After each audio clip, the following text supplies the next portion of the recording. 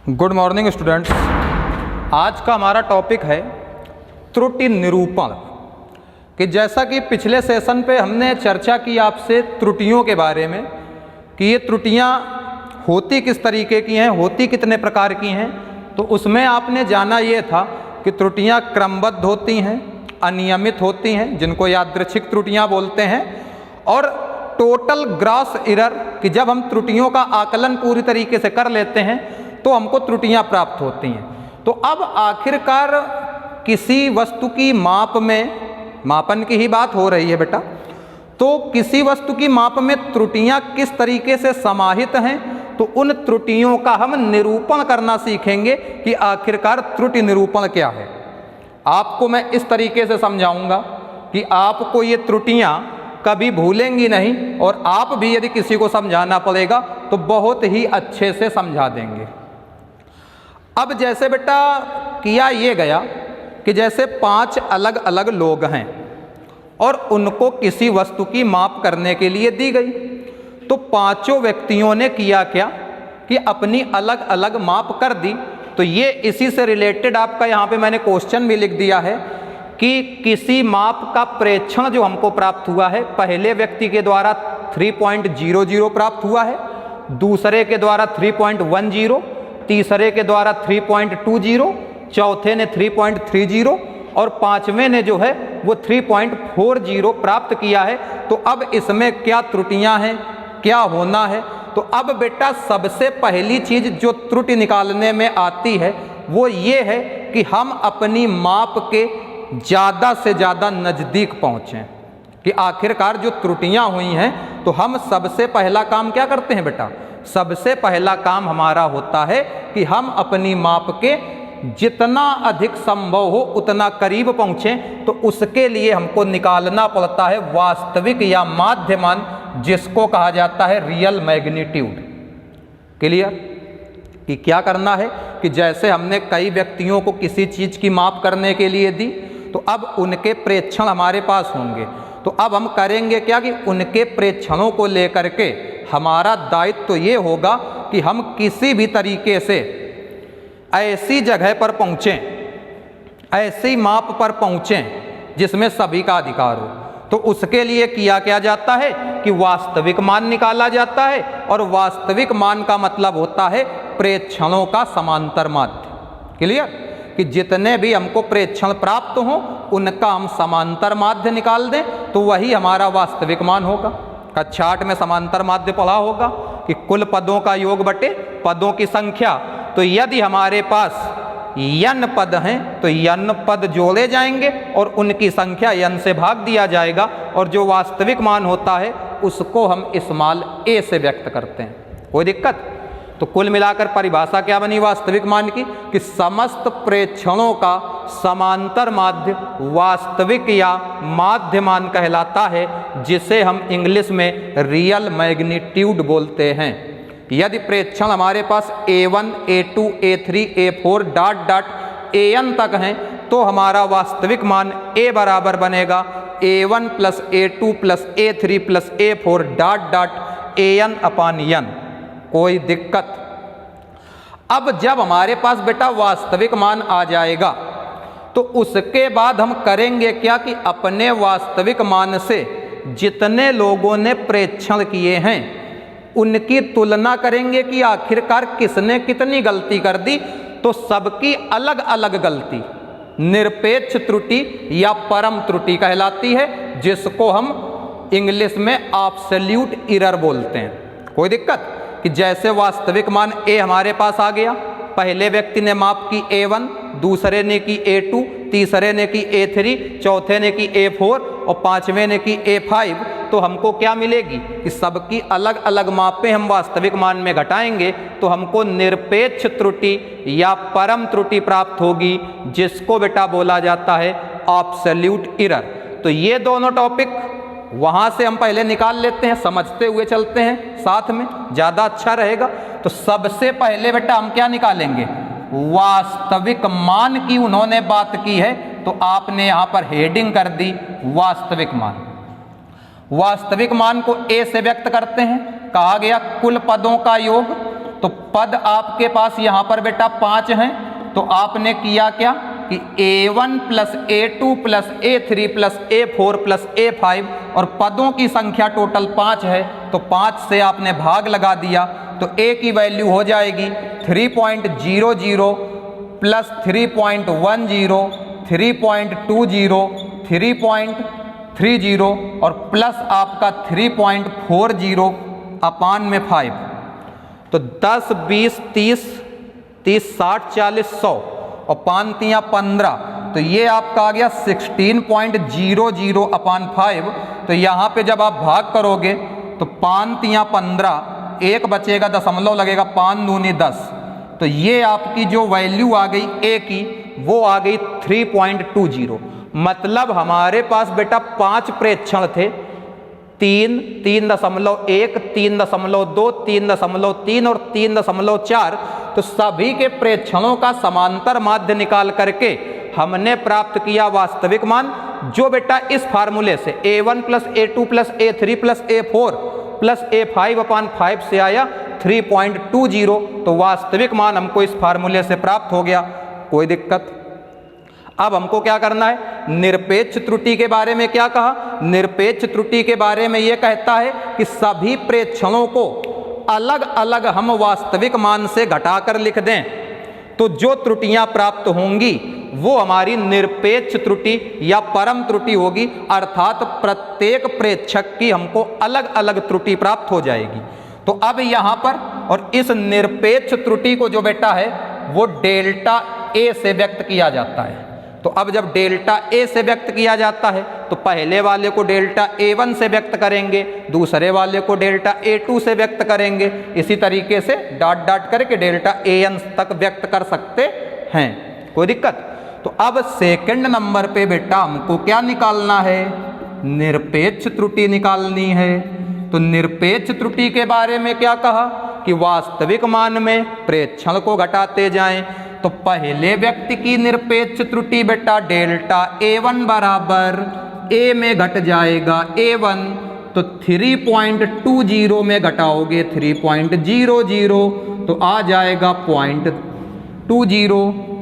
अब यदि हम डेल्टा A2 कह दें तो A में कितना घटेगा, A2 घटेगा 3.20 में, अब हमको 3.10 घटाना है, तो 0.10 आ जाएगा। इसके बाद जब डेल्टा A3 की बात करेंगे तो A में A3 को निकालेंगे, 3.20 में 3.20 घटेगा, यहाँ पे बेटा कितना आ जाएगा 0.00। अब आगे हम आ जाते हैं तो हमको डेल्टा A4 की वैल्यू चाहिए, तो 3.20 में 3.30 घटाएंगे, माइनस का 0.10, और जब डेल्टा A5 निकालने जाएंगे तो 3.20 में घटेगा 3.40, माइनस का 0.20 आ जाएगा। कोई दिक्कत? तो अब आपने निरपेक्ष त्रुटि के लिए देखा क्या कि सभी प्रेक्षणों को हमने अलग अलग वास्तविक मान से घटा दिया। कोई दिक्कत? A में A1 घटाया तो हमको डेल्टा A1 मिल गई, मतलब पहले व्यक्ति की निरपेक्ष त्रुटि। A में A2 को घटा दिया तो हमको क्या मिल गया, दूसरे व्यक्ति की निरपेक्ष त्रुटि। A में A3 को घटा दिया तो हमको डेल्टा A3 प्राप्त हो गया, तीसरे व्यक्ति की निरपेक्ष त्रुटि। इसके बाद क्या किया कि चौथे में आपने किया क्या है कि A में A4 को घटा दिया और इसमें A5 को घटा दिया, तो सबकी अलग अलग हमको क्या मिल गई, निरपेक्ष त्रुटि। तो निरपेक्ष त्रुटि का मतलब क्या है, सूत्र क्या बनेगा कि निरपेक्ष त्रुटि इक्वल टू वास्तविक मान माइनस प्रेक्षित मान। कोई दिक्कत? क्लियर हो गया योगी? अब आते हैं माध्य निरपेक्ष त्रुटि। निरपेक्ष त्रुटि आपने निकाल ली। अब माध्य से तात्पर्य यह है कि निरपेक्ष त्रुटियों का समांतर माध्य। लेकिन एक चीज यहाँ पे हमको ये याद रखनी है कि यहाँ पे हम देख रहे हैं कि हमारी ये त्रुटियां दोनों ऊपर वाली धनात्मक हैं और नीचे वाली ऋणात्मक हैं। तो अब जब माध्य निरपेक्ष त्रुटि के लिए बेटा जाओगे तो आपकी जो त्रुटियां हैं वो केवल और केवल धनात्मक होनी चाहिए। इसके लिए आप जितनी भी माध्य त्रुटियां निकाल के लाए हैं उनमें आप ये दो डंडे जिनको मॉड बोला जाता है इसका प्रयोग करेंगे, और मॉड के अंदर जो भी वैल्यू होती है वो आपकी क्या कहलाती है, मतलब सॉरी, धनात्मक वैल्यू बन के ही बाहर आती है। तो माध्य निरपेक्ष त्रुटि के लिए फार्मूला आपका बनेगा तीसरे नंबर पे, यहां देखिए, तो देख लो आ रहा हूं। तो माध्य निरपेक्ष त्रुटि का मतलब ये लिखा हुआ है निरपेक्ष त्रुटियों का समांतर माध्य। तो यहां पे हमको माध्य निरपेक्ष त्रुटि चाहिए, तो मॉड लगाया, डेल्टा लगाया, क्योंकि ये निरपेक्ष त्रुटि के लिए बताता है डेल्टा का साइन, और इस पर बार लगा दीजिए, बार का मतलब माध्य। अब यहां पर पहले वाले का मॉड प्लस दूसरे वाले का मॉड प्लस तीसरे वाले का मॉड प्लस चौथे वाले का मॉड, डेल्टा के अंदर ही रखिएगा बेटा, ठीक है। और इसके बाद यहां पर पांचवें वाले का भी मॉड और टोटल संख्याओं से भाग। तो अब इसके बाद ये आपकी वैल्यू 0.20 है, 0.10 है, ये तो प्लस में है, कोई दिक्कत नहीं रहेगी। जीरो ना प्लस है ना माइनस है, उस पर कोई भी दिक्कत नहीं आने वाली। लेकिन अब आप करेंगे क्या कि A4 और A5 जो डेल्टा के साथ वैल्यू आई हैं निरपेक्ष त्रुटियां, इनको जब आप मॉड में लेके जाओगे बेटा तो ये भी आपकी धनात्मक बन जाएंगी।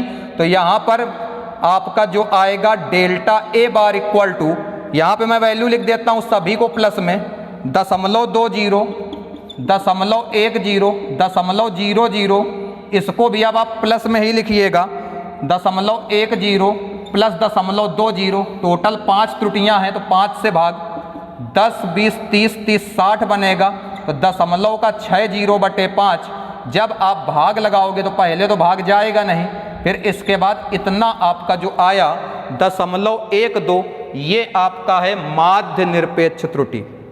कोई दिक्कत, एक बार तीनों फिर समझ लेते हैं कि हमारे पास जो प्रेक्षण होंगे उन प्रेक्षणों का हम समांतर माध्य निकालेंगे तो हमको वास्तविक मान प्राप्त होगा।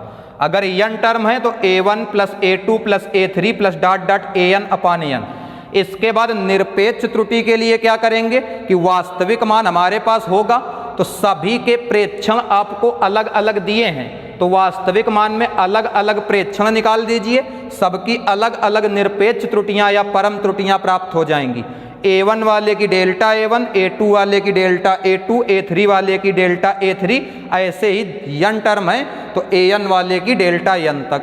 अब माध्य निरपेक्ष त्रुटि में बस हमको ये देखना है कि निरपेक्ष त्रुटियां हमारी पॉजिटिव, निगेटिव या शून्य कुछ भी हो सकती हैं। तो पॉजिटिव और शून्य तक तो ठीक है, लेकिन यदि हमको निरपेक्ष त्रुटि आपकी ऋणात्मक मिलती है तो माध्य निरपेक्ष त्रुटि में हम मॉड लगा करके उस ऋणात्मक त्रुटि को भी क्या कर लेते हैं, धनात्मक कर लेते हैं। तो यहाँ पर आप देख पा रहे होंगे कि आपके पास ये A4 की और A5 की जो निरपेक्ष त्रुटियां हैं वो ऋणात्मक हैं, तो माध्य निरपेक्ष त्रुटि में हम मॉड लगाकर इनको धनात्मक कर लेंगे, वही काम किया गया है। तो आपकी माध्य निरपेक्ष त्रुटि की जो वैल्यू आई है बेटा वो 0.12 आ गई, कोई दिक्कत।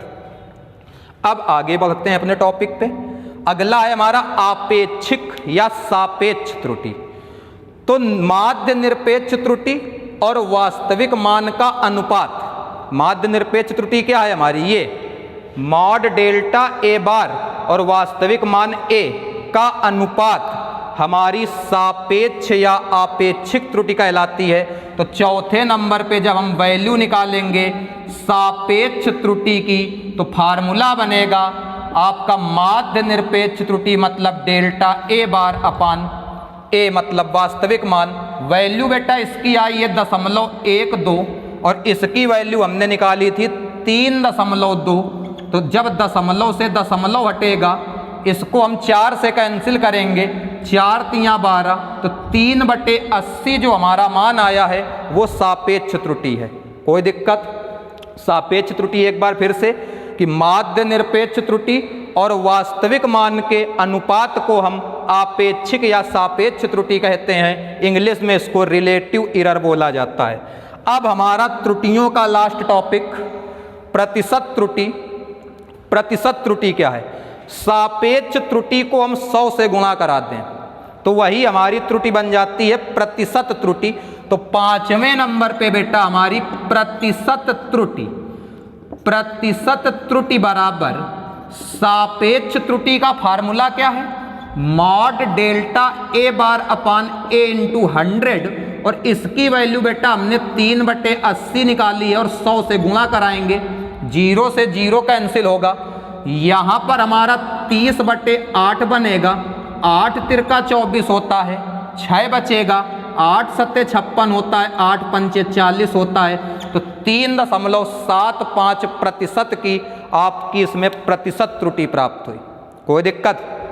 एक बार फिर से इसको हाईलाइट कर देता हूँ कि त्रुटि निरूपण में हमको करना क्या है कि हमारे पास प्रत्येक व्यक्तियों के कुछ प्रेक्षण होंगे, उन प्रेक्षणों का हम समांतर माध्य निकालेंगे तो हमको वास्तविक मान प्राप्त होगा। उसके बाद उस वास्तविक मान में सबके प्रेक्षण एक एक करके घटा देंगे तो सबकी अलग अलग निरपेक्ष त्रुटि या परम त्रुटि प्राप्त होगी। अब उसके बाद उन परम त्रुटियों को या निरपेक्ष त्रुटियों को, चाहे वो धनात्मक हों या ऋणात्मक हों, उनको हमको धनात्मक लेकर के ही ऐड करते हुए उनका समांतर माध्य निकालना है तो हमको माध्य निरपेक्ष त्रुटि प्राप्त हो जाएगी। इसके बाद माध्य निरपेक्ष त्रुटि ये आपकी इससे व्यक्त की जाती है, वास्तविक मान को ए से व्यक्त करते हैं। इसके बाद आपेक्षिक या सापेक्ष त्रुटि। माध्य निरपेक्ष त्रुटि हमारे पास है, वास्तविक मान है, तो सापेक्ष त्रुटि और वास्तविक मान का औसत आपेक्षिक या सापेक्ष त्रुटि कहलाता है। इसका फार्मूला मॉड डेल्टा ए बार अपान ए। इसके बाद प्रतिशत त्रुटि क्या है? आपेक्षिक या सापेक्ष त्रुटि का हम 100 से गुणा कर देंगे तो हमको क्या प्राप्त हो जाएगी? प्रतिशत त्रुटि प्राप्त हो जाएगी।